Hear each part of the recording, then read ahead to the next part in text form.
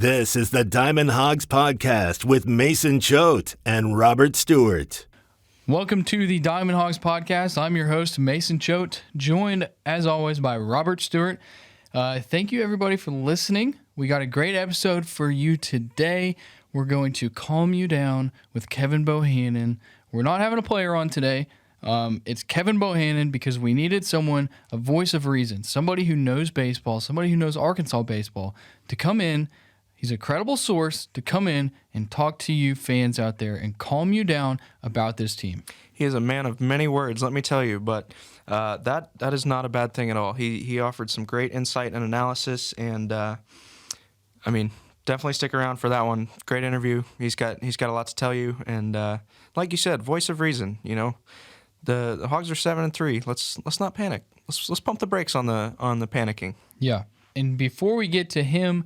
Or anything else, I want to remind you that you can find us on the Hit That Line podcast network. That's where you can find all of your listening needs for Arkansas athletics. Go to hitthatline.com, find all of their podcasts, all of their radio shows, and all of their articles, including Robert. He writes the baseball recaps for them. So if you don't know what happened in a game and you need to figure it out, go to hitthatline.com, find Robert's articles. Also, if you want some more in-depth stuff, go to HawgBeat.com. That's where you can also find us. We're also on HawgBeat, on the HawgBeat YouTube. That is where you get the best coverage of Arkansas athletics. That includes Andrew Hutchinson, Alex Trader, myself, Kevin Bohannon, who's on the show today, sometimes Robert, Pete D'Alessandro. Great team over there. Nobody covers Arkansas baseball better than HawgBeat.com. You should know that by now. It's pretty obvious. It's the best coverage of Razorback baseball of all time. So go to HawgBeat.com or hitthatline.com. And you know where else you should go, Robert? The First Seat Pub and Grill. The First Seat Pub and Grill, my favorite pub and grill in Bentonville, Arkansas. They have everything you need, the best bar food ever. I mean, I look at this menu and I just dream about it. And I dream about the burgers. I dream about the cheese curds. I dream about the nachos. I dream about the fried pies. I dream about the wings. Honestly, like, if you're listening to this podcast and you're a baseball fan, that's like baseball food. Burgers, cheese curds, wings, nachos. I don't know if they have hot dogs. Hot dogs are pretty baseball food. We might need to talk them into getting a hot dog. It's pretty ballpark food. Ballpark food, yeah. This isn't not the brand, of course. This isn't, yeah. I mean, ballpark, if you want to sponsor us. But it is... It's great food. So go see them at 106 Southwest 2nd Street in Bentonville, Arkansas. If you can't make it to the ballpark, they will have the game on TV for you. So if you can't make it in time for baseball, go to the First Seat Pub and Grill. I mentioned the location, or you can call them at 479-250-9149, or go visit them at theFirstSeatPub.com. On the topic of great things, great food, how about great landscaping in Central Arkansas? Your friends at Southern Lawn Service. They specialize in landscape maintenance for apartment complex, communities, and industrial sites, residential, commercial of all sizes. They do everything including drainage solutions, new installs, landscape remodel and design, or if you need hardscapes such as retaining walls or paver patios, go see Southern Lawn Service. Also do that if you need bulk landscape supplies, so mulch, dirt, gravel, landscape rock, sod. They have you covered. Go see them at 1 Lee Road in Conway, or you can give them a call at 501-514-3463. All right. Secret time, like being completely honest, this is our second time to record this episode. Yeah, it is. It's our second time to record this episode because a cord was not plugged in, so this is going to go a little bit quicker than the first one that didn't mean anything. But we got to talk about UIC this weekend. That is Illinois-Chicago. That is who Arkansas will be playing. So, update on the schedule.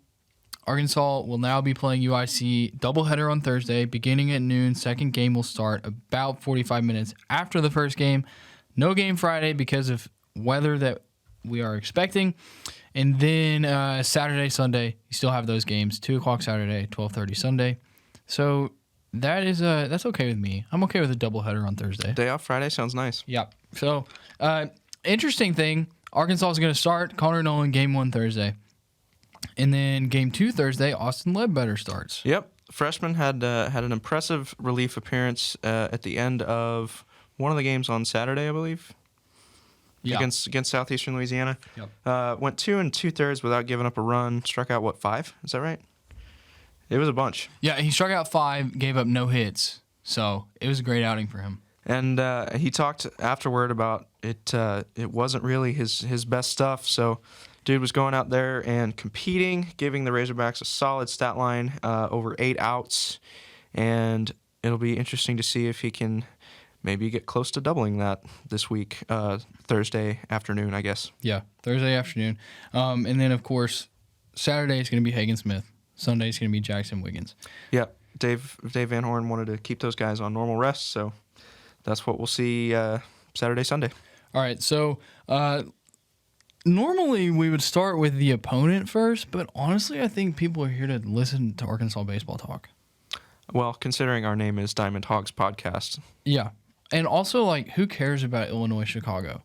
I'm sure the Razorbacks care about them this weekend. The Razorbacks care about them, but I don't know. If you're out there listening and you want us to, really break down the opposing team, we might do that when we get into conference play. And we'll have guests to do that for us also. We will. But, right now, Illinois, Chicago, they've got... Okay, let's hit them real quick because I guess we probably should. They have some veteran pitchers, and they have one guy hitting over 300. Yeah. The guy hitting over 300, 324, I believe, his name is Brian Rosaro. He is a redshirt senior utility man. So it seems like there's a lot of experience, as you mentioned, on this Flames team. Can you believe that they named their mascot the Flames after the Great Chicago Fire? Oh, that's after the Chicago Fire? Yeah. I looked it up. I looked it up the other day, and they named their mascot that in 1982. That's pretty bad. It feels like it, right? Why would they do that? They said it was to commemorate the fire, but no. Anyway, that doesn't really make sense. Getting off topic a little bit there. Starting pitcher Dave Van Horn only went about 5 and change minutes on Wednesday in the press conference, but he did bring up this lefty. His name is Nate Peterson, 5'10", 180. He's a redshirt sophomore, and he has gone at least 6 2/3 in each of his 3 Friday starts so far. Dude's pretty good. Yes, he is. He's got 23 strikeouts in those 3 games, which is more than 9 K per 9. Solid metric there. 13 opening day and 7 innings. Gave up 1 earned run each of his first 2 outings. Got hit around a little bit against Evansville last week. Gave up 7 hits, 4 runs, all earned in 6 2/3. But his strikeout to walk ratio is pretty incredible. You're looking at 23-2 over just over 20 innings pitched. So formidable lefty to start the season or series for the UIC Flames. And for all of those people who believe in the lefty conspiracy theory with Arkansas, Kevin Bohannon will break that down later on. Yes, he will. All right, hit the next 3 guys real quick. Moving on. All right, let's get Tyler Ingram's stats up here. He is a righty. He's a junior. You get Ingram up. I'll get the next guy. Sounds good. Tyler Ingram, he is 0-3, but he has 2 quality starts under his belt. We were listening to a presentation the other day about why wins and losses don't matter in baseball, and he may be a good example of why. So had 1 bad outing against California. The Golden Bears chased him after 4 outs, 1 1/3 innings, 5 hits, 4 earned runs. But the other 2 starts, you sandwich that with 2 quality starts, like I said, both 6 innings long. 1 earned run in the first game, 2 in the third against Ohio. He's rocking with a 4.73 ERA because of that California shelling, but another guy who could come out and pitch quality start against the Razorbacks. Yeah. And then another lefty who's pretty good, Sam Minigat. He's got 2 starts on the year. Hasn't started in a couple weeks. His last start was February 26th, but he's gone 6 innings, 4 innings in both of his outings. He hasn't given up more than 1 earned run in both outings. 1 against California on the 26th of February. He did walk more than he struck out, so he had 5 walks, 4 strikeouts. But his first start against New Mexico State, he had 8 strikeouts compared to 1 walk. So pretty good pitcher, lefty, 6 foot, 190, grad student. So And then Christian Lopez is the fourth guy. I mean, we haven't heard from the Illinois-Chicago head coach, so we're not certain, but this is who we're projecting. Christian Lopez, righty, has thrown 3 games, one every weekend. Excuse me, but he has never thrown more than 3 1/3 this season. He's got a 2.35 ERA. The most runs he's given up in a game is 1, 2 runs, 1 earned. 13-4 strikeout to walk ratio. He's 1-0. He has a save. So could be a bullpen game whenever he starts, much like the potential for a bullpen game when Austin Ledbetter starts, based on what we heard from Dave Van Horn the other day. And that's the pitchers we're looking at for UIC. Yeah, nothing interesting. Like I said, Couple nice ERAs, but yeah. So that is UIC. One thing about them that I think of when I look at their schedule, at least, is they've played at New Mexico State, they played at California, 2 brand name opponents that you know their name, but in both of those series they won the Friday night game. No Friday night game this time. That's something that Arkansas has not been very good at, is winning the Friday night game at home. They haven't done that yet. So, good thing they don't play on Friday night. Can't lose if you don't play. You can't lose it if you don't play it. Just got to wonder if it carries over to Thursday. Connor Nolan taking them out at noon. We shall see. Yeah, I'm excited about that. We get to skip class. Yes. So, sorry, Professor. We love you. Yeah. All right. Before we get into breaking down Arkansas, we got to talk some stuff about the Razorbacks. Want to remind you, the First Seat Pub and Grill, we're going to keep talking about them because we're very thankful for them, and they're also a great place to go if you want a drink or a bite to eat. Go see them 106 Southwest 2nd Street in Benville, Arkansas. They're open Monday through Sunday, so that is every day of the week. Actually, it's Sunday through Saturday is what it should be. In America, the Europeans might say differently, but oh, really? They don't matter. Yeah, they start, it's the weekend, so they put Saturday and Sunday at the end of the calendar.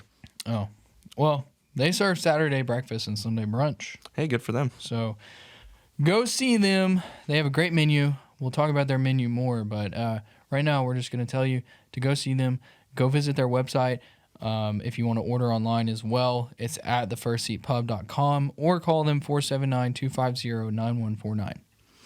And if you're in Central Arkansas and you need anything in the field of landscaping, you should know by now our friends at Southern Lawn Service have you covered. They specialize in landscape maintenance for apartment complex, communities, and industrial sites. But if you've got a project for residential or commercial of any size, go see Southern Lawn Service. They've got drainage solutions, new installs, landscape remodel, landscape design, or if you need a hardscape like a retaining wall or a paver patio, go see Southern Lawn Service. Bulk landscape supplies, they've got it too.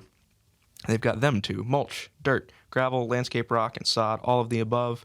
You can find at 1 Lee Road in Conway, or give them a call. Their number is 501-514-3463. All right. So you posed this question. Hitters, guys that need a break out of the plate. Yes, I did. Go ahead. And my answer is Brady Slavens. Slady Bravens? Slady Bravens, as some may call him, yes. I call him that. There you go. You are some. Congratulations. Yes, Brady Slavens needs to break out. He hit that solo shot last Wednesday against Omaha that people sort of seemed was going to spark the offense, and then the bats fell back asleep in the opener of the Southeastern Louisiana game. So, yeah, Brady Slavens, I don't know. He's got 1 hit since that monster home run. It was a pinch hit. It was after he was benched in favor of, Dylan Leach, right? Because they put Michael Turner at first. Yeah, monster home run that came against Omaha, the same team that everybody had to hit against. Right, and they also made 5 errors. Omaha was not a good team. Exactly. So you say monster home run as if it meant something. Right. Well, it did spark a at the time 14-run rally. But it doesn't matter anymore. Jeez, we're both sick. Yeah. We're both dying on air. We're powering through. It's all good. So, yes, Brady Slavens 1 for 9 last week. Started twice. One of those games he struck out 3 times and bounced into a double play. So, tough weekend for the right fielder / first baseman / DH. We We were talking should just be a DH. right. We were talking about this earlier, and I don't know if it makes sense for him to play right field anymore. No, it doesn't. Why would he play in the outfield? Okay, people were talking earlier in the season, before the season, Brady Slavens has to play in the outfield because he needs to prove his worth to draft scouts. He has not proven his worth in the outfield. No offense, Brady Slavens. You're awesome, dude. Like, we would love to have you on the podcast. Of course. But why would you do that? Just at this point, putting him in the outfield is probably not going to help his draft stock. Exactly. He might be a great outfielder. Probably a better outfielder than myself, even though I played Legion ball. No big deal. But he is a first baseman or a designated hitter. And it probably has to do with injury. Right. But he's also not the most athletic guy. Did you see when he was trying to stretch that triple last weekend? I don't remember watching him run the bases, no. I watched him run the bases, and I thought he was running in slow You motion. said he was trying to stretch it into a triple? Maybe he was advancing to third. Could be. That was probably it. Yeah. Either way, yes, you're right. He doesn't need to be playing in the outfield anymore. And, if the guy you're about to talk about doesn't get his stuff together, then maybe you see him at first base where he played a lot last year. So there's your segue. My guy is Peyton Stovall, the guy who should have been a first-round draft pick, decided to come to Arkansas, and he is now hitting where's my stat sheet? He is now hitting 182 on the year. He's got 6 hits in 33 at-bats. Makes Brady Slavens at 233 and 7 for 30 look pretty good. I know, yeah. So he's got the 1 home run that he snuck over the fence against Omaha. Boy, that was barely out of there. Yeah, he's got 4 RBI. So, and he keeps getting benched. And Yeah. it's like first-round draft pick out of high school getting benched at Arkansas. I mean, and you know what? I'll admit it. I bought into the hype too. I mean, I watched this guy play throughout the fall, throughout the winter, and I just was so impressed by how patient he was at the plate. But we're just not really seeing that patience yet. I think he's still got some nerves he's dealing with, but who knows? Maybe this is the weekend they go away. I understand that he's a freshman, but you got to play to your potential. You cannot be getting sat. If you were supposed to be a first-round draft pick and you're supposed to be this amazing guy at the plate, I'm not saying that he's not there, and I'm not saying that it's not baseball, because baseball is baseball. Guys get in slumps. I understand. But we need to see from Peyton Stovall. The point of this talk right here is guys that need to break out. Peyton Stovall is a guy that needs to break out. That's all I'm saying. I'm not saying he's not going to. What I'm saying is he needs to, because this team needs him. Yeah, I mean, among the regular starters, he's the only guy not hitting 200, right? So you're Yep. right. This team does need him, and maybe as we saw in the early game Saturday against Southeastern Louisiana, the answer is to put him in the 9-hole, move him down so he doesn't feel the pressure of being the leadoff hitter. Well, I think it was better with Zach Gregory as the leadoff hitter, anyways. Because what does he do? He is on base. You know, Zach Gregory only has 7 hits on the year. And yet, where does his OBP rank? His OBP. Zach Gregory is getting on base at a 432 clip. That is 5th on the team. 3, 4, 5. Yes, 5th on the team. Yeah, but Well, Max Solis doesn't really count because he count. doesn't. And I would say neither does Kendall Diggs. So he's third. So among regular starters, he only trails Caden Wallace and Michael Turner. Michael Turner and Caden Wallace, who were both hitting over 340. Exactly. Turner time. So they get their hits. Gregory draws walks, gets hit, and reaches on errors sometimes. Michael Turner leads the team with 10 RBI. Good for him. I mean, it seems like the press box discussion through the first 3 weeks of the season is that he's your early season MVP. Yeah. It's hard to argue differently. No, yeah, if we wanted to do early season MVPs right now, I would say Michael Turner. That's So would you say? I don't. I mean, I guess, How is the answer not Michael Turner? yeah, I guess at this point we'd have to. Team leader in say- average, home runs, and RBI. He's got the Triple Crown right now. That's such a cool saying. I love the Triple Crown. Granted, it's only for the team, but Yeah, and then, okay, so who's your team MVP on the mound? It's probably Wiggins. that's tough. The rate at which Jackson Wiggins has matured, as Kevin talks about later, yeah, I would say so. I mean, you're getting average almost 6 innings per start from him through 3 games. So Jackson Wiggins is probably as good an answer as anybody. I think it has to be Wiggins just because of Smith starting at Stanford. Yeah. And the fact that Arkansas has lost 2 games that Connor Nolan started. Yeah. So not that they were his fault, but no, they did I'm lose not. those games. I'm not saying it's his fault. I'm saying they lost those games. They haven't lost with Jackson Wiggins. Yeah. And he's done really well. Okay, if you would have told me preseason that I was saying Jackson Wiggins is the team MVP on the mound through 3 weeks, I would have called you a liar. I would understand that. But here we are. I said it. Robert's dying. No, I'm not. I'm alive. And we are brought to you by the First Tee Pub and Grill. So that is something. They have so much stuff. They got their pub starters, their pub craves, and their pub faves. And they also have salads. They like to rhyme. Who goes to a pub and gets a salad? Well, I'm sure somebody does. Okay, I'm not going to go to a pub and get a salad. I'll tell you right now what I'm going to get. I'm going to get the cheese curds as my starter. I'm not going to get a crave because that is just too much for me.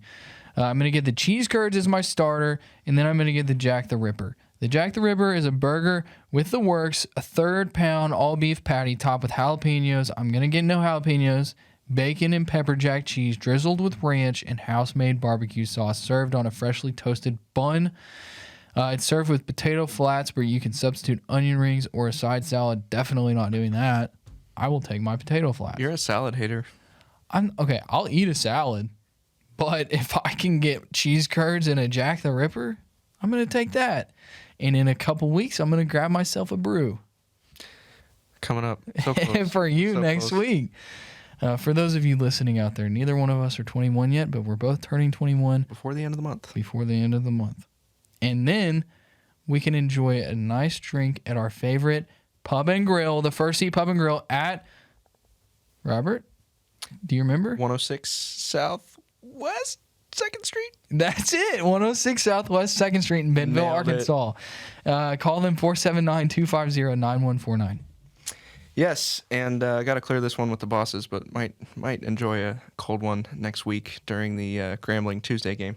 Anyway, I'll allow it. That's good. That's good. Okay, we're also brought to you by Southern Lawn Service. They serve the greater central Arkansas area in landscape maintenance. They've got projects for residential and commercial of all sizes. So any landscaping needs, including drainage solutions, new installs, landscape remodel or design, hardscapes such as retaining walls or paver patios. If you need any of those things done, go see or call Southern Lawn Service. Bulk landscape supplies, they've got you covered there too. Mulch, dirt, gravel, landscape rock, sod. All of those things are available at 1 Lee Road in Conway, Arkansas. You can go pick them up there on site or give them a call. Their number is 501-514-3463. That's Southern Lawn Service. Southern Lawn Service, thank you for your sponsorship.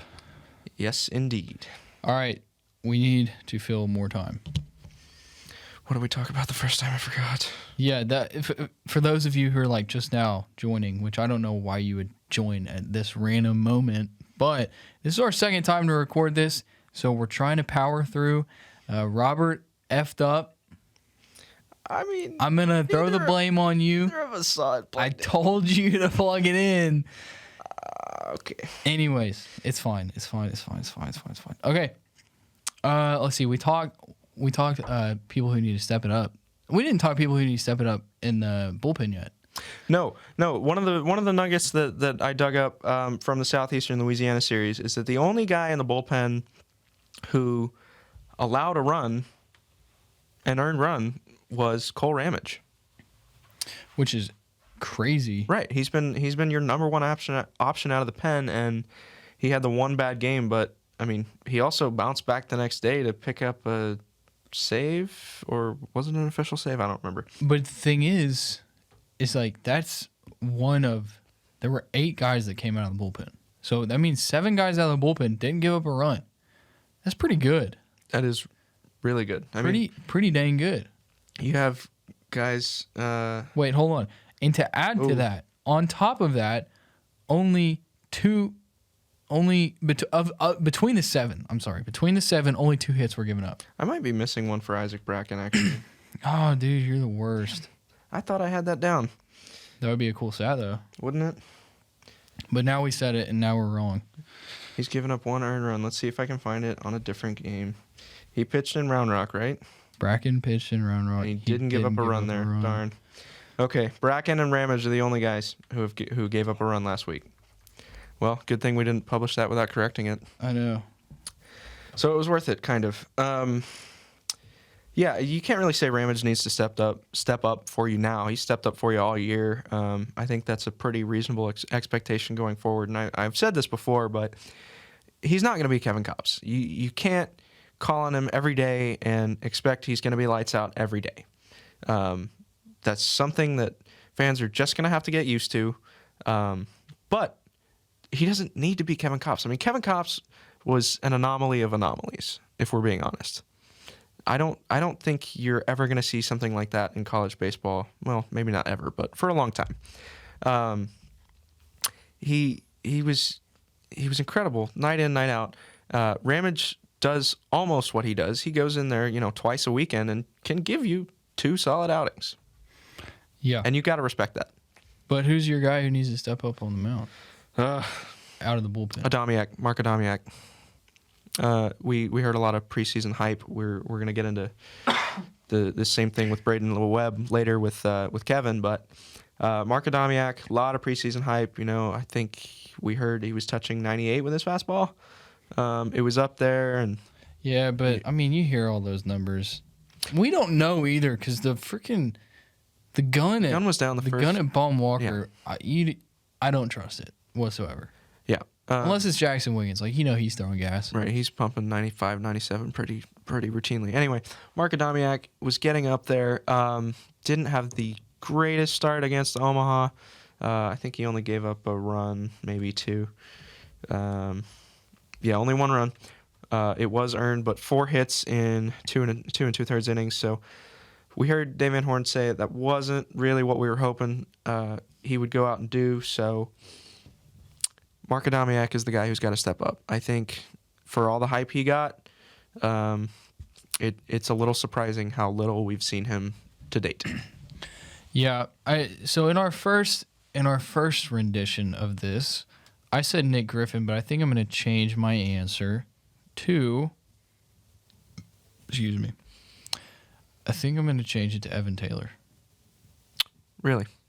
No, I changed my mind. Zach Morris. I was about to say, Evan Taylor doesn't have to do a whole lot of stepping up. He already has. No, Zach Morris. I'm changing my answer to Zach Morris because we heard a lot about Zach Morris. It was like Zach Morris, Evan Gray, and Evan Taylor were the 3 guys that Dave Van Horn said these guys are going to step up this year. I haven't seen it from Zach Morris yet. He's only thrown twice. He's thrown only a full inning. He's given up a hit. Yeah, he didn't. The first time he threw was opening day, and he didn't throw again until last weekend. Yeah, I don't know. That's the thing right now is that we're not that far in. And it's tough to work with the sample sizes that we have. Exactly. But, I mean, we got to fill airtime. So, Zach Morris is my guy. I mean, I could say Zebulon Vermillion, but what has he really done to hurt you? Right. He hasn't done much to hurt you. Also, a friend of the program. Exactly. So I'm not going to sit here and hate on Zebulon Vermillion. Zeb has not given up an earned run this year. So yeah. Oh, my goodness. Now, Zach Morris was not charged with a run or an earned run in that 7-run nightmare of a 6th inning Friday against the Lions, but he did not exactly stop the bleeding right away. I mean, I think he hit a batter. That was one of 5 hit by pitches, maybe. There were a lot of hit by pitches that day. Friday night? Yeah, I'm pretty sure he hit a batter to score another run. He allowed an inherited runner to score. Yeah, gave up a bloop single or something like that. It was ugly. So no runs charged to Morris, but you're right. He was one of those guys that we thought was going to have a more important role, and he's been used pretty inconsistently to date. Yeah, Evan Gray, also a guy that you would like to see more. He's only thrown a third of an inning. When did he even throw? It was against Southeast Louisiana. He came in after Ledbetter's 2 2/3. He faced 1 batter and threw 3 pitches. That's it? That's efficiency. What the Maybe heck? give him another shot. Yeah. Okay. Anyways. Hey, 4 games this weekend, hopefully. So. Yeah, this is a good weekend to get some pitchers. Yes, it out is. of the bullpen. It's your last non-conference weekend series. Yeah, which is crazy to think about. Isn't it? I thought non-conference lasted longer, but then you forget how many midweeks they fill in with non-conference teams. It's really just 1 month. I mean, on normal years when February is 28 days, it seems pretty consistent that opening day is and opening day of the full season, and opening day of the conference slate are on the same day of February and March. Before we get to Kevin Bohannon, I want to ask you real quick. I mean, do you want to see more Kendall Diggs, more Max Elise? I'm not really sure. Excuse me. I'm not really sure about Max Solis. Just because the sample size. The sample size with not Diggs. Having a rough time. Figure it out, buddy. Having a rough time over here. Max Solis. Oh, Max Solis. His sample size is too small. He had an RBI double in the onslaught of Omaha. That was a good thing to see, as Dave Van Horn would say. But you haven't seen him elsewhere, really. Kendall Diggs has come in 3 different times, reached base in all 3 of those games. Two times via hit, 1 time via walk, and then he had another walk, which drove in a run against Southeastern Louisiana. So he picked up a couple of RBIs in that last series against the Lions, and I would have to say yes. Let's see him start one of these games against Illinois Chicago. Okay, I agree. I'm behind Kendall Diggs. I like Kendall Diggs. Kevin Bohannon likes Kendall Diggs. And the thing is, we've only seen him DH this year, but if a guy needs a day off in the field too, he can play anywhere. Yeah. I mean, I've seen him play the outfield. I've seen him play first, third. He can do it all. Well, we're gonna move on to Kevin Bohannon now, and Kevin Bohannon. Before we get to him, we're brought to you by the First Seat Pub and Grill. Of course we are. Could not forget that. First Seat Pub and Grill. Go see them. They've got the fried pretzel sticks as their pub starters. They've got onion rings. They've got spinach artichoke dip, which doesn't sound appetizing to me, but for some people it does. Pickle fries, boudin balls, cheese curds, and garlic parmesan truffle fries. They also have wings. I barely even mentioned the wings, but they've got some great flavors. They've got buffalo, bourbon barbecue, garlic parmesan, honey sriracha, Cajun, Nashville hot. I'm a big Nashville hot guy. Sounds like they just have everything. Hot. They have everything you need over at the First Seat Pub and Grill. Great service as well. So go visit them 106 Southwest 2nd Street, Bentonville, Arkansas, or call them 479-250-9149. Boy, that was quick. Speaking of everything you need, if you're in Central Arkansas and you need anything in the world of landscaping, you better go see or call Southern Lawn Service. They specialize in landscape maintenance for apartment complex communities and industrial sites, projects for residential and commercial of all sizes. If you need drainage solutions, new installs, landscape remodel, landscape design, or hardscapes such as retaining walls or paver patios, you should go see Southern Lawn Service. And they've got bulk landscape supplies as well. So mulch, dirt, gravel, landscape rock, sod, you name it, they've got it. Go see them at One Lee Road in Conway, or you can give them a call at 501-514-3463. And now, Kevin Bohannon. The Diamond Hogs Podcast is the premier Razorback baseball podcast. All right, we now welcome on Kevin Bohannon, Coach K-Bo. We've been wanting to have you on for a while, but we had a hot streak of getting players on, and we had a player in mind this week, and it didn't fall through, but it actually ends up working out because I've been wanting to get you on, especially with the way the season has started, everybody freaking out. We need someone to come in and who knows baseball and who can calm the fans down. So that's why we have Kevin on. But Kevin, before we get started, just explain to people who you are and what you do and why they should listen to what you have to say. Gotcha. I appreciate it. Thanks for having me on, guys. I was born and raised here in Central Arkansas and played high school baseball at Mills back in the late 90s. Had a really good run there. We went 30-0 my junior year and lost in the state finals 15-13. My senior year, we had a mission. It was our hashtag. We didn't have hashtag at that moment, but it was unfinished business, and we broke every huddle with UFB.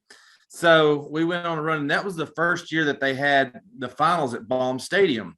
So we went from 3A to 5A got through that, beat Conway in the finals, went 33-4, accomplished our mission. And that was really kind of, when I fell in love with high school baseball and what it can do on a macro level as far as being the Razorbacks. I grew up playing ball with Cliff Lee, played against Dustin Mosley, who now owns a facility and is training guys that are going to play for the Razorbacks. So I went in college, played baseball, went to Rhodes College, played football, baseball there, and then transferred to Euler just to play baseball. Got out of college and I wanted to scratch the coaching itch. So about 2010, I went and coached at North Pulaski and Sylvan Hills. Got out of that, went back into the advertising business, which is my day job right now, and it helps to pay the bills. But baseball had always been my passion. So 3 years ago, I went to Randy Rainwater on Drive Time Sports.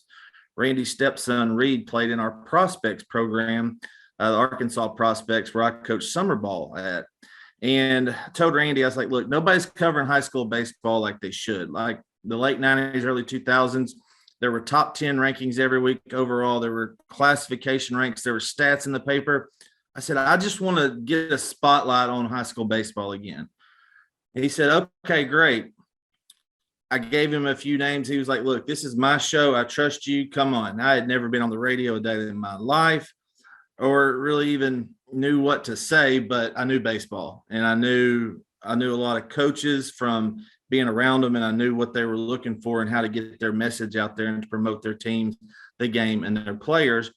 So I went on just to talk about postseason baseball. The next year, it took on a little more. We had a weekly segment, and now it's just kind of blossomed into getting to write about high school baseball on Scorebook Live with Nate Olson, Kyle Sutherland, and to get to work with you guys. I met Hutch because he was writing articles on guys that I'd been coaching, Caden Wallace, Jackson Wiggins, Tyler Cacciatore, and he needed some background on them. I had some connections through the game, whether it be scouts, college coaches, high school coaches, and it just felt like I started with the Hog Talk podcast and broke away from there. Kyle and I did, and told Hutch, I said, hey, man, I love Razorback baseball. Any way I can help, I want to help. So that's what brought me to working with you guys, and I think it's been the perfect marriage so far because of the talent that you guys bring, and I bring it from the baseball side of things. That Razorback fans don't need to be panicking right now. This is a failure sport. We Razorback fans know that better than anybody, going back to 2018 and what happened against Oregon State. This can happen. Runs can happen at any time. If you think back to the 2016 season, which was right after Benintendi and that phenomenal run where he won the Golden Spikes, they got hot at the end of the year and then lost 2 in the College World Series. 2016 was the opposite. They started out 29-13, I believe, and then lost their last 26-13, lost their last 16 games. It was ridiculous. Injuries happened, all of that good stuff. But since then, the Razorback baseball program has taken that next step. And I say that because when I talked to an area scout for the White Sox back in 2018, it was before that season. He said, Kevin, this team is about to be a juggernaut. I said, why do you say that? He said, usually there's about 8 to 9 pro prospects on the Razorback roster every year. This year, there's 16. And if you look at it, and I said this before the season started, every position player has the potential to play minor league baseball at the professional level. Every player does. And then if you look at the pitchers, there's a ton of those guys as well. So now you're getting rosters that are 70 to 80% pro prospects rather than 40. And that's just the expectations that a fan base has, that you should win every game.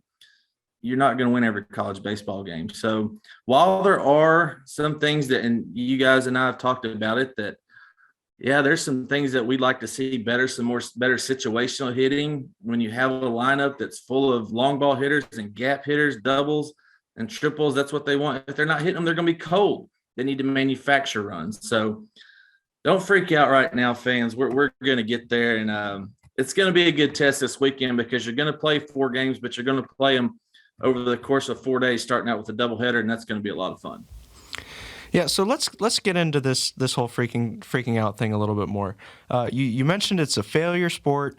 You know, hitting the ball 3 times out of 10. That's considered a really good average. Here the Razorbacks are. They've won 7 out of 10, and yet it seems like every Friday or Saturday the panic button gets hit by more than a few people, and I don't really understand why. I mean, if I had to guess, it's got to do with the fact that they barely lost any non-conference games last year, so they're just not used to it. I mean, is that how you see it? It really is. And if you talk about that, they have the 700 winning percentage right now. If you extrapolate that over the course of a regular season, they're going to go 39-17, which is a little bit worse than they were last year. So the problem is with baseball, a lot of people look at historical data and think that it can predict the future. Okay. It's called the hot streak method and the hot streak phenomenon. Just like if a guy's hit 10 3-pointers in a row, you think he's going to hit the next one because he's hit the previous 10. Sports are not like that. I call baseball a dirty mistress because you never know what's going to happen, and it could jump up on you at any time. So with that, providing realistic expectations is what's hard for the media to do. When Hutch and I sat down and went through game by game what we thought was going to happen on the year, you want to be a fan, but you got to be, realistic at the same time. I had him at 42-14. He had him at 41-15 without us even comparing notes on things, because we went by what might have happened last year in some games. We get LSU, Ole Miss, Mississippi State all at home. We beat them on the road last year, so why wouldn't we think we could handle that business at home? It's a different year. New players move in. Players get better. Some players progress at a higher rate than others. There's players on this team that we thought would have progressed farther along than what they have right now. There are some that have progressed faster. Jackson Wiggins being, for example. I think he's taking a bigger step than what some might have thought, even myself, and I've coached him. So these guys, they produce at the level they can produce and what their potential allows. And sometimes when you put those individuals together as a team, it doesn't put the product out there that you're expecting it to get. You're looking at a whole lot of individuals right now that they're figuring out how to be a team, and they're going to figure it out. And like I said, they could get on a streak and run off some games right here. But this is critical going into next week, because you got 2 with Grambling next week, and then Kentucky rolls into town for SEC play. This is where you really start better getting serious about what the future is going to look like this weekend. All right. So kind of on the opposite side of that, there are some weaknesses to this team, and there are some reasons why they've been losing games. And we know that it's baseball, and we're both on the same side as you are of they're not going to win every game. And so, but you also have to look, the bats have gone really cold at times, and that's probably the reason they've lost most games, because you look on the mound and you haven't really lost many games on the mound. So from your perspective, a coaching perspective, why have they lost some of these games? Is it because of the bats, or is it maybe because the other team just has such a good pitcher, or what are you seeing? I think it's a combination. I think they faced one really good pitcher, and that was Matthews from Oklahoma. Nobody else has really been dominant. The guy from Southeastern Louisiana was 83 to 86 with a fastball and would mix in a changeup and a little loopy curveball. That should not get the best hitters in the SEC out. You make an adjustment in game and go after it. And Coach Van Horn said in his press conference, he didn't allude to Brady Slavens by name, but we knew he was talking about him. You shouldn't be striking out. Go the other way. Make an adjustment. Quit trying to pull everything and knock it out of the ballpark. He made the statement also, 9 or 10 of them balls would have been hit out of the ballpark if the wind wouldn't have been blowing. Well, guess what, guys? Weather conditions is something you can't control, so you better adapt your game to it. That's one thing. You have to adapt your game to the conditions that you're in right now, whether it be cold, hot, whatever. We know the ball is going to jump when it gets warmer, so that plays better to this team. That's when you say, is this a cold weather team or warm weather team, whether it be baseball or football? That kind of applies right here. Another thing, situational hitting. We were 0 for 10 over the first 10 at-bats with bases loaded. That can't happen. You cannot get runners on second, third, less than 2 outs and not score at least 1 run. That will kill your game and kill your momentum right there. The opposing team's running game is really concerning to me right now too. there's two ways you steal. You steal on a pitcher and you steal on a catcher. Some of the pitchers, they have long delivery times to the plate. That doesn't give Turner or Leach a chance to throw a runner out. And then we've had some instances where we've short hopped the runner to second, the throw to second base, and Jalen Battles half effort lets it go to center field. That puts a runner on third. Well, now instead of setting up a situation where you could possibly get that runner out, a ground ball, fielder's choice scores that run. So there's a lot of little things within a game that the attention to detail is lacking right now that I think they're going to figure it out. And when something happens like last weekend in the inning where they scored 7 runs, you can't let that happen and expect just to bounce back. We were, as the fan base and as media, we were so used to having Kevin Kopps last year to limit that damage. He's not here anymore. We need to get past that. The guys on the staff right now are what we have in the bullpen. So they've got to figure out another way to win ball games instead of just saying, oh, yeah, we got Kevin. He's 45 is going to shut it down. We're going to limit them to 3 runs, then we can get what we want. They need to go out there and take care of business early, step on a team's throat, and then exert their dominance. So now you were talking about Brady Slavens, who, Van Horn mentioned in the press conference struggling, but didn't call him out by name. Another one of those guys we've seen struggle this year is Braden Webb. And, it's strange to us because everybody remembers the quote from the preseason, he's the best center fielder, defensive center fielder, I don't remember the exact terminology, that we've ever seen here at Arkansas, which is insane. But he's a big fat offer through 3 weeks. I mean, where do you come down on him? Yeah, and that comment really, it shocked me really because I never expected him to say that. He had the potential to be the best defensive center fielder based on his athletic ability and what he has shown. Braden Webb's been one of those guys that has had a good history, but the execution now is not there. We saw it last year. Yeah, he had the hand injury. They put him at the bottom of the lineup or put him in the 4-hole, then moved him down and said, okay, when he figures it out, maybe we'll move him back up. Then he started platooning with Gregory, and he was a defensive replacement. At this point, that's all he is to me. At the end of the game where he can come in, the hitting, the approach has got to change. Anytime I see him hit and he swings through so many fastballs, it's crazy to me. I don't see how many he can miss center cut.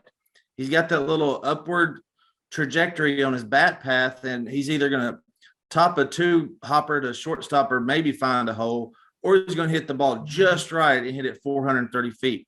You can't have somebody in the lineup like that and hope they hit. You can't rely on hope. Hope is not a plan, and because of their defensive prowess. But, if you look at the analytics of it, how many runs is he saving versus how many opportunities to get on base? So that doesn't outweigh it enough for me to say, okay, he's saving 2 runs a game on defense. I can, sacrifice a little bit of offense for that. Zach Gregory, I think, is the center fielder right now and should be until he gives Coach Van Horn a reason not to. At the beginning of the year, we also heard that Zach Gregory is making me play him, and we're seeing that right now. He's probably the least talented tool-wise in that lineup, but he is what that lineup needs right now because he gets on base.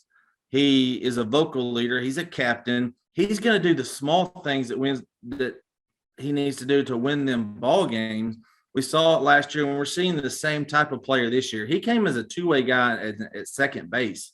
If y'all remember, he started at second base, moved him to the right field, left field. He's going to do whatever it takes for this team. He's Razorback through and through, and that's the type of guy they need to go. It's the perfect complement to these other guys in the lineup that are really uber talented. Leads the team in runs, as I predicted as well. Yeah, good for you. So what we talked about weaknesses. What strengths are you seeing from this team? We know that the starting pitching has been great, but what strengths do you see from this team, and maybe some guys that you might want to see play more often as well? Yeah, the strength being starting pitching. I talked about Jackson Wiggins a little bit. If you're looking at offense, I think we talked about plate discipline early in the season and how it was going to be a little bit better in terms of better pitch selectivity and not just walking more. I think that has progressively gotten better. It was really bad starting out, and then they got better. And then went backwards a little bit, and then they took 2 more steps forward. I think that's getting better. Robert Moore, outside of last weekend when he swung at a 3-2 fastball at his ear hole, is putting the ball in play more. He's better from the right side, I think, so far this year. Caden Wallace has really flattened out his swing a little bit. If you see, he's hitting a lot of line drives. He doesn't have those towering fly balls like Lane Zilli's been impressive, but Michael Turner has really stepped up and been the man that I thought he could be. And Caden Wallace, I talked to Cato quite a bit during the week, at least 2 or 3 times. And he really talked about Turner in the preseason, said, I'm really glad we got him. And Coach Van Horn echoed that sentiment, saying, can't believe he's not playing pro ball right now. Well, we saw it last weekend. He in the wind that was unforgiving, he found the one spot right down the right field line into the net that you could hit a ball out, and that propelled them to win the game. So Max Solis Jr. is going to hit. They just got to find a defensive spot for him. I think he's going to be really good. And then I really like Diggs too. Those are 2 freshmen that I think are really going to help these guys out in the future. And down the stretch, as you get further into the season, you've got a lot of weeks where you have 5 games. You got non-con on Tuesday and Wednesday. These guys are going to get a lot of chances to prove that they're the future. Drake Bernardo being another one. He needs to get a little bit better at paying attention to detail and the hustle aspect of it.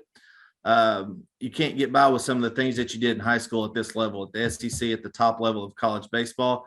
So, yeah, seeing those guys a little bit more, I think after what they proved last weekend when DVH stuck Diggs in there, he produced.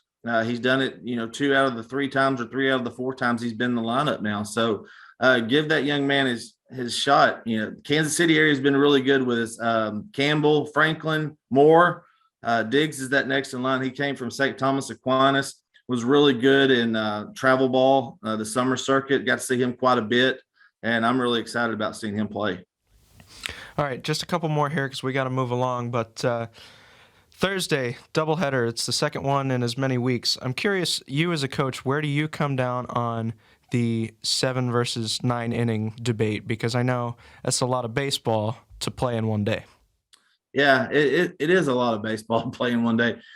I think on the front end, if you can play 9 innings, play it, because I'm kind of a traditionalist as far as baseball goes.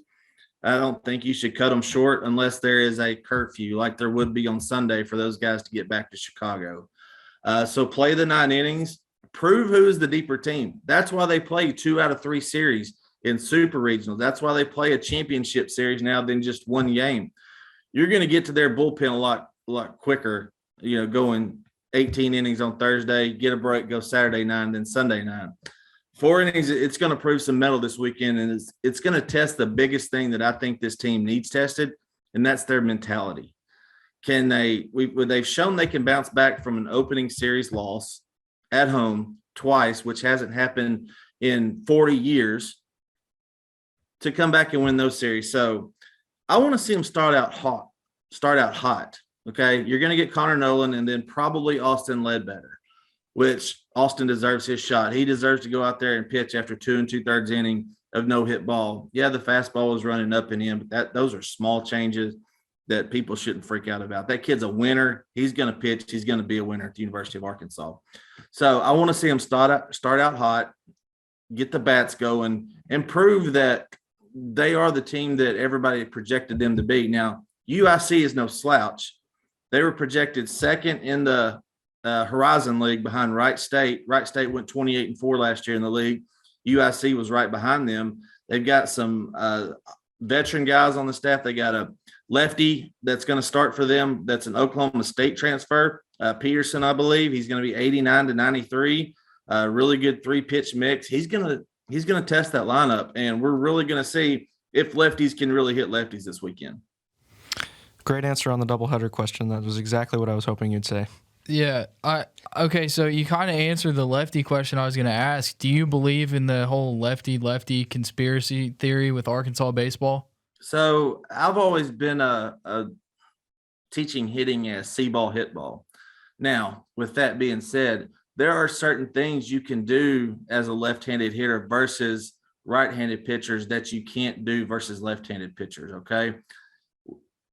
the ball moves a different way. You know, when a lefty's throwing, if he's throwing a good slider, it's harder to pull that ball with any kind of force or power behind it.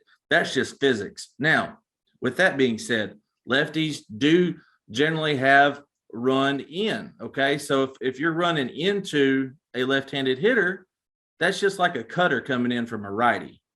If you look at the gyro ball that Kevin Kopps threw last year, he rotated it on 3 different axes. He had an X, a Y, and a Z. Okay. So that ball was rotating certain ways into left-handed batters. And it acted as a left-handed two-seam, which a lot of lefties do throw to throw away from right-handers. They need to take advantage of those pitches, jump on the fastball when they can. It's going to be running into them, get the bat head out early, and hit the baseball where it's supposed to be. You can't keep trying to pull off the sliders, you know, jump on the changeup. If they're up in the zone, jump on them because it's got the same motion. They pronate, it spins into lefties. So jump on it when you can. And, you know, if you can hit, you can hit. It doesn't matter who's up there, but you have to stay within yourself and know what you can do versus a pitcher. They have scouting reports. They're very detailed. Take what they give you. All right, Kevin. Well, we got to run, but thank you so much for coming on. That was awesome. I think he's exactly what people needed to hear. And also, we're definitely going to have you on more. Like, I wish we would have done this sooner, but we're going to have you on more, and we appreciate your time, and we'll talk to you later, man. Thanks, guys. Keep up the great work. You're listening to the Diamond Hogs Podcast with Mason Choate and Robert Stewart. Thanks to Kevin Bohannon. He was brought to you by the Grissom team. When it comes to selling your home, you need representation that will knock it out of the park. Matt Grissom and the Encore Group at RE/MAX Elite will go to bat for you. With 14 years of experience and experts at marketing and negotiating, the Encore Group will get you the most amount of money for your home in the shortest amount of time. Don't risk it when it comes to selling real estate in Arkansas. For more information, visit sellingarkansas.info. Definitely go visit the guys over at the Grissom team. They are amazing at what they do. So if you're in the Central Arkansas area and you need to sell your house, go to the Grissom team. Once again, it is sellingarkansas.info, or give Matt a call. It's 501-733-3138. Big thanks to them. You can sell your house. You can talk some Razorback baseball, talk some Diamond Hogs podcast with Matt. So sounds great. Go check them out. I know that he listens, and thankful for him listening and thankful for him sponsoring with us. Absolutely. We're also thankful for our sponsor, Southern Lawn Service. They also serve the greater Central Arkansas area, specializing in landscape maintenance for apartment complex communities and industrial sites. If you need drainage solutions, new installs, landscape remodel, landscape design, hardscapes such as retaining walls or paver patios, that kind of landscape projects for residential and commercial, Southern Lawn Service has it. They also have bulk landscape supplies like mulch, dirt, gravel, landscape rock, sod. All of the above can be found at One Lee Road in Conway. That's their address. Or you can give them a call. Their number is 501-514-3463. And then last but not least, we are brought to you by the First Seat Pub and Grill. Cool little story on them. They're history buffs. So the Waldens are history buffs over at the First Seat Pub and Grill. And if you look at their website, they have an About Us page. And it says, during the first session of the Arkansas State Legislature in September 1836, blah, blah, blah, some other stuff. But on November 7th, 1837, commissioners reported that they had laid out 136 new lots in the middle of the new county to become the county seat. Thus, Bentonville became the first seat once Arkansas achieved its statehood. And so, the First Seat Pub and Grill was born. I had no idea that it was that meaning of the word seat, but that's pretty cool. I like that. It says the First Seat Pub and Grill was born. Do you think it was born in 1837? That's a long time ago. I don't know about that. But I'll tell you what, I know they have great food. So go see them at 106 Southwest 2nd Street in Bentonville, Arkansas, or call them 479-250-9149. All right, Robert, we have made it to the end of taping our second episode today, which is unfortunate. So. Yes, it is, but take 2 was a success, so we're finishing strong, ending on a high note, and we got baseball later today. We have baseball later today because you're listening to this on Thursday, so the game First game at noon, second game 45 minutes after that, and then Saturday 2 p.m., Sunday 12:30. We'll see if those are actually played. We know that if Saturday's game isn't played, they're not going to play a doubleheader on Sunday. Right. So you're definitely going to get 2 games Thursday. Might just get 2 games, might get 3, might get 4. We'll see. Too bad we don't have baseball weather for it. I know. We'll take the doubleheader on Thursday and then. Well, we can't complain. We get to sit in the press box. Well, you're right. But it would be nice to watch the games as they are scheduled to happen. That, and it would be nice to have the windows open. So yes, it would. Anyway, wintry mix in the forecast for Friday, but hopefully that's the last of this nasty weather. Also, I'm just going to put this feeler out. Just going to throw it out there. I'm having car issues. So if you know anybody or you work for a car dealership, own a car dealership, DM me at Choate Mason. Sorry, I'm getting dried up thinking about my car right now. Just kidding, I'm sick. I support you, buddy. Yeah, I would love to have a sponsorship with a car dealership. I know it's probably not going to happen. But you know what? You don't ask, you don't get. Yeah, I mean, I'm just I'm a good kid. I have a great GPA.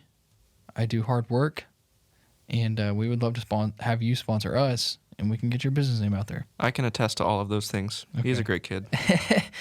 I know that's not going to happen, but I'm going to put that feeler out. Anyways, all right. Thank you guys for listening to the Diamond Hogs podcast. We'll talk to you on Monday. Sorry if this was rushed, but second time through. Anyways, you'll have a good one.